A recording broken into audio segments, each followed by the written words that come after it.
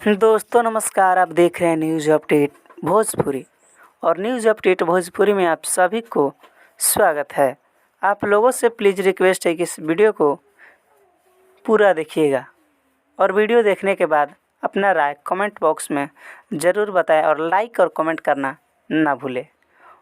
और जो लोग हमारे चैनल पर नए जुड़े हैं उन सब से प्लीज़ रिक्वेस्ट है कि न्यूज़ अपडेट भोजपुरी चैनल को सब्सक्राइब कर लीजिए ताकि हर एक न्यूज़ सबसे पहले आप लोगों को इस चैनल पर सुनने को मिले। बता दें, कल मैंने एक वीडियो बनाया था कि गायक अभिनेता प्रमोद प्रेम यादव जी बहुत ही बवाल बोल बम सॉन्ग को लेकर आ रहे हैं इस आर के म्यूजिक से। 6:30 में गाना आज ही रिलीज़ हुआ है जो कि बहुत ही बवाल का ऑडियो सॉन्ग है।